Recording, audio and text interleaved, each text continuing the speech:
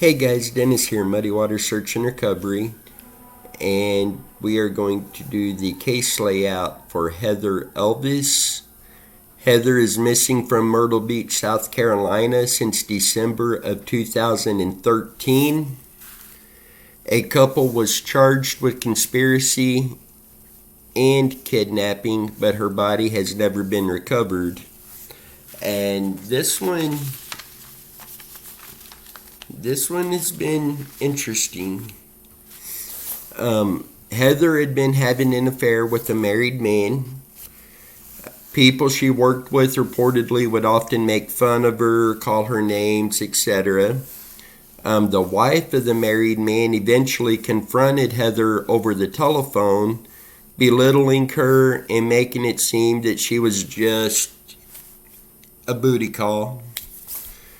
Heather's manager from work said Heather was genuinely scared of this man's wife, and she was also heartbroken when she and the married man broke up.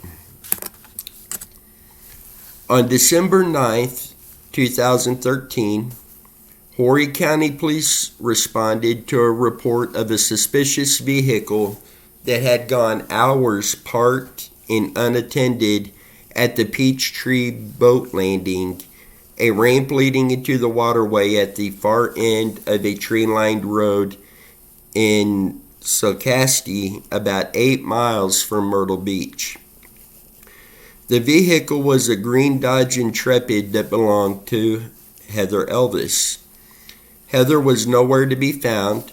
Her purse, her wallet, and her phone were not in the car. Originally, this case was just categorized as a missing persons case. The car showed no signs of a struggle. There's no blood, no broken glass, anything of that nature. But while searching through her phone records, police found an unusual number of calls, first from and then to a payphone, starting around 1:35 a.m. on the morning of December 18th, just hours before police were alerted about Heather's car. Heather dialed that payphone number 9 times. Grainy video footage of the payphone showed a man walking up to the phone. Investigators couldn't ID the man, but they did call the married man back into the office for questioning. Now, the married couple, I do have their names, but I'm not going to be releasing those. He told police he and his wife were running errands that night, including stopping at Walmart to buy a pregnancy test for his wife. When asked about the payphone, at first he denied making a call, joking about if they still had payphones or not. After the police told him that they had video footage, the man admitted to calling Heather, saying he asked her to please leave him alone.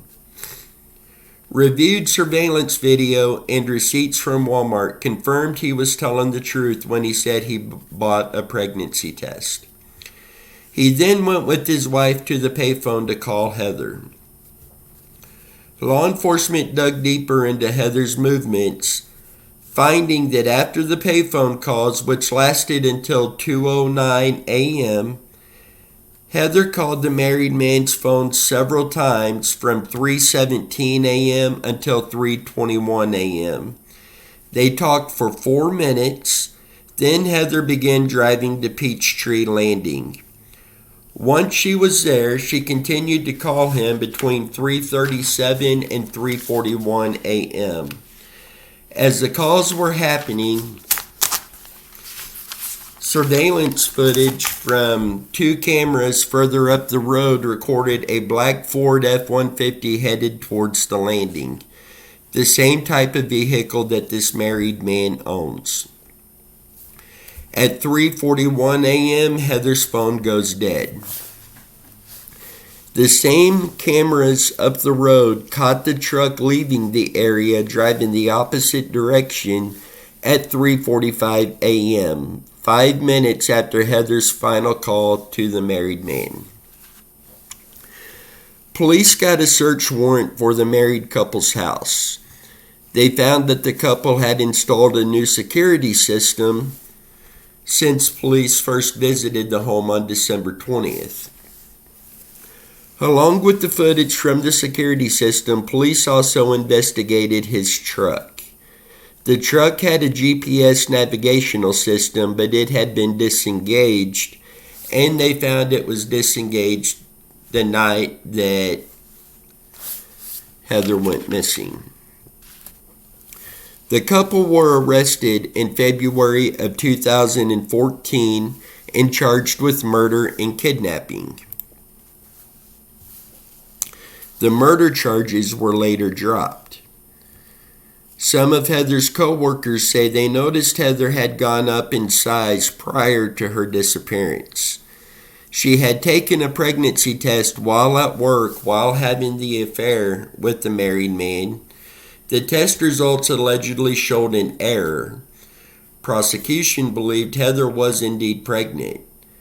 After about 8 hours of deliberation between 2 days, the jury were unable to reach a verdict. The judge declared a mistrial, and the married man was eventually scheduled for a retrial at a later date.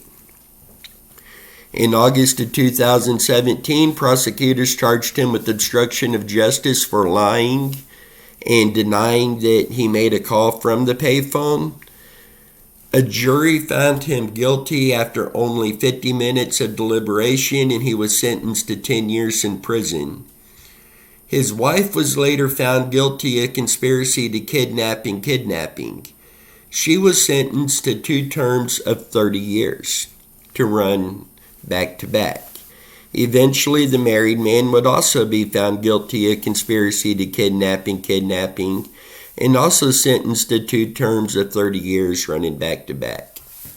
Heather Elvis has not been seen or heard from, and is believed that she is deceased, but there is nothing to say 100% that she is deceased at this point.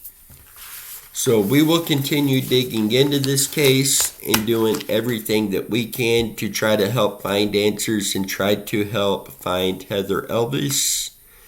So till next time, you guys stay safe. Let's see what we can do and try to bring Heather home.